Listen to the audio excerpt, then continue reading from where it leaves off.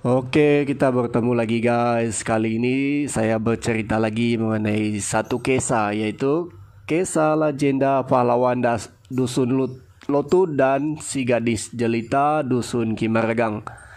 Pada zaman dahulu terdapat seorang Woyoon, pemimpin suku Dusun Kimargang yang bernama Aki Serontong. Dia dikatakan memiliki seorang anak gadis yang cantik jelita bernama Rondikos.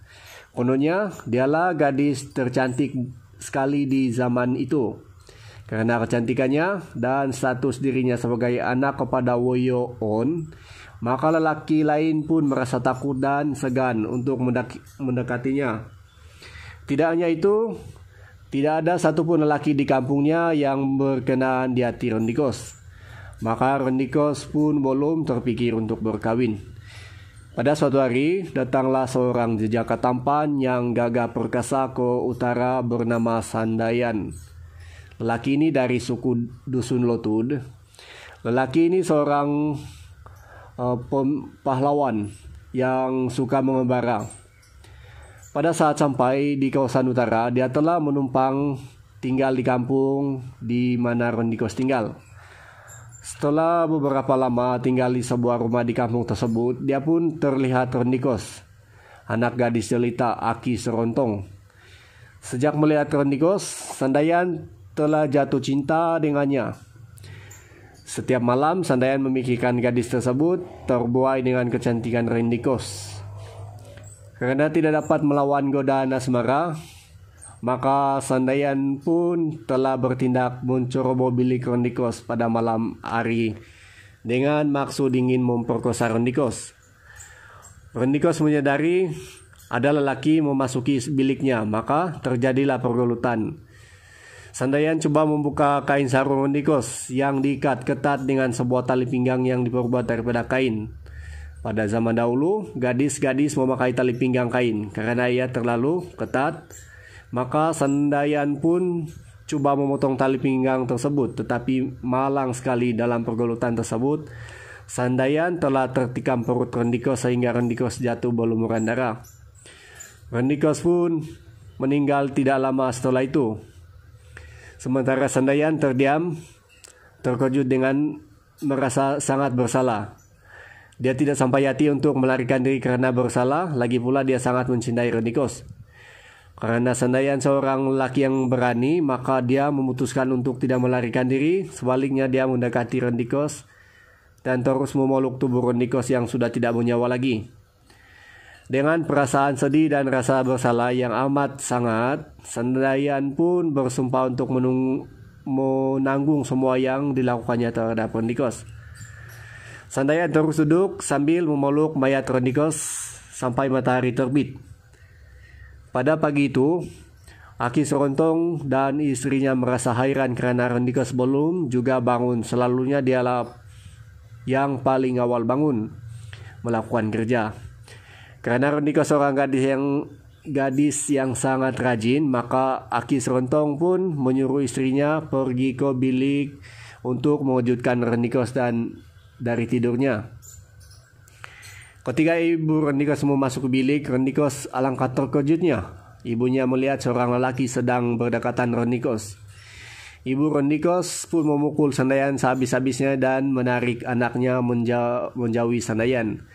Akan tetapi, ketika ia melihat Rondikos sudah pun meninggal dunia dengan berlumuran darah.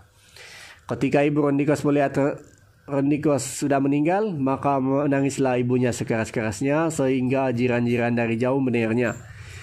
Ketika beradik Rondikos yang lelaki dan jiran-jiran yang lain mengetahui adanya lelaki di dalam bilik Rondikos, maka mereka pun masing-masing mengambil parang, lembing, kapak, sumpit, dan segala jenis senjata lain untuk menyerang Sandayan.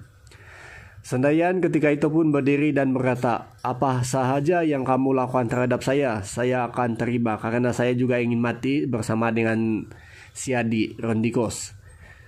Tapi pikirkanlah baik-baik mana satu yang kamu pilih. Saya langsung dibunuh atau saya dikuburkan hidup-hidup bersama si adik Rondikos. Apapun pilihan kamu saya akan ikuti, tapi saya akan lebih sengsara jikalau dikuburkan bersama Rondikos." Setelah berbincang-bincang, maka adik-beradik Rondikos dan jiran-jirannya yang lain pun memilih untuk menguburkan Sandayan bersama sama Rondikos. Mereka berkata, biar dia mati dengan sengsara. Maka mereka pun membuat satu lungun keranda, lalu memasukkan mayat Rondikos dan Sandayan bersama. Karena Sandayan mengembara dengan sebilah keris sakti, maka dia pun memohon supaya kerisnya juga dikuburkan bersama beliau. Mereka menunaikan permintaan Sandayan. Setelah itu, keranda itu pun dikuburkan. Tinggallah Sandayan di dalam kuburan bersama-sama Rondikos. Menurut adat pada zaman dahulu, upacara untuk menghantar roh ke Gunung Kinabalu baru dijalankan pada hari ke-7. Sandayan yang merupakan seorang pahlawan yang memiliki kesaktian, maka karena kuasa saktinya dia masih hidup setelah berhari-hari tertimbun dalam kubur. Setelah mengira-ngira beliau melangkahkan bahwa hari itu sudah masuk hari ke-7. Pada hari itu terdengarlah dia bunyi telapak kaki dari atas. Tiba-tiba dia mendengarkan suara berkata, "Coba kau periksa, sudah masakkah?" Kononnya suara itu berasal dari Ketua Rogon. Setelah berkata demikian, turunlah sebatang bambu tepat pada dada Rondikos karena merasa ada yang tidak kena. Maka Sandayan memindahkan batang bambu itu ke dadanya. Maka pengikut-pengikut Ketua Rogon itu menyedut dada Sandayan. Ketika tidak dapat menyedut dada Sandayan, pengikut si Ketua Rogon yang pertama pun berkata, "Masih mentah nih, belum masak lagi." Ketujuh pengikut Rogon itu mencoba menyedut dan mengatakan hal yang sama. Ketua Rogon merasa sangat heran karena dari pengiraannya hari ini mayat itu sepatutnya sudah masak dan boleh dimakan. Ketua Rogon pun menyuruh pengikut-pengikutnya membongkar kuburan Rondikos karena dia merasa mayat itu seharusnya sudah masak. Ketika Sandayan mendengar kata-kata dari Ketua Rogon, maka Sandayan pun mengambil kerisnya lalu bersedia untuk menyerang. Maka ketujuh pengikut Ketua Rogon itu pun membongkar kubur Rondikos. Ketika keranda itu ditarik keluar dan dibuka, Sandayan dengan serta-merta melompat lalu menikam dan memotong ke semua pengikut Rogon tersebut sehingga ke semua mereka melarikan diri. Sandayan kemudian menangkap Ketua Rogon tersebut dan menengkingnya. "Selama ini kau pula yang datang di kuburan memakan mayat manusia." Ketua Rogon itu menggigil ketakutan dan berkata, minta maaf. "Saya tidak akan maafkan kau, saya akan bunuh kau sekarang juga," kata Sandayan. Kata Ketua Rogon tersebut, "Jangan bunuh saya akan tunaikan apa saja permintaan kau, jika kau tidak membunuh saya." Sandayan pun berpikir sejenak, kemudian berkata, "Baiklah, kalau kau dapat hidupkan si Rondikos, saya akan lepaskan kau." Ketua Rogon itu pun menggunakan kesaktiannya memanggil kembali roh Rondikos dan menghidupkan Rondikos. Seketika itu hiduplah Rondikos kembali. Dengan perasaan gembira, Sandayan melepaskan Ketua Rogon tersebut. Ketua Rogon tersebut dan pengikut-pengikutnya lari lintang pukang masuk ke arah hutan. Rondikos pun segera bangun. Setelah melihat sekelilingnya, dia terkejut lalu berkata, "Kenapa saya berada di sini? Saya tidak beranilah. Mari kita pulang," kata Rondikos setelah menyadari dirinya berada di kawasan perkebunan. Sandayan pun membawa Rondikos pulang ke kampungnya. Dalam perjalanan, Sandayan pun menceritakan semua yang terjadi. Dia mengatakan dialah penyebab semua ini.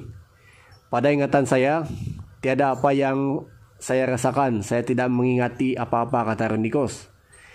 "Kau pun jahat juga rupanya, sebab kau terus-menerus mengganggu saya. Nasib baiklah saya hidup lagi, tapi walaupun saya tidak hidup semula lagi, sangat baik karena saya tidak merasa sakit apa-apa," kata Rondikos. Sampai saja di ujung kampung, kedua-dua mereka mendengar bunyi gong.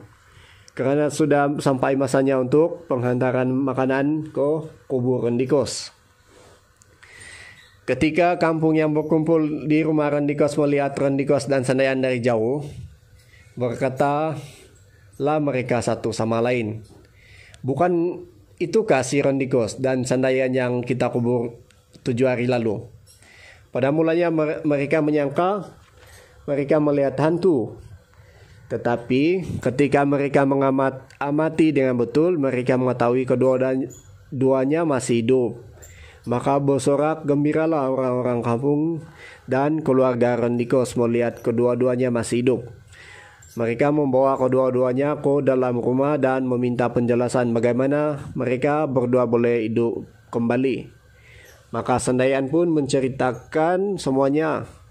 Sandayan meminta maaf kepada ibu bapa dan adik-beradik Rendikos serta orang-orang kampung, karena semuanya merasa sangat gembira dan bersyukur. Maka mereka semua memaafkan Sandayan. Kononnya Sandayan ini memiliki kuasa sakti sehingga dia dapat bertahan dalam kuburan tanpa makan dan minum selama 7 hari lamanya. Karena Sandayan seorang lelaki yang tampan dan sangat padan dengan Rendikos, maka mereka pun dikawinkan oleh kedua ibu para Rendikos. Pada hari itu, hari kesedihan berubah menjadi hari kegembiraan. Rendikos dan Sandayan pun bahagia sampai ke akhir hayat. Beginilah kisah dia, si Rendikos sama si Sandayan. Terima kasih karena sudi mendengar. Semoga cerita ini dapat diketahui oleh anak cucu di masa akan datang lah, sebagai pengetahuan dan sebagai tahun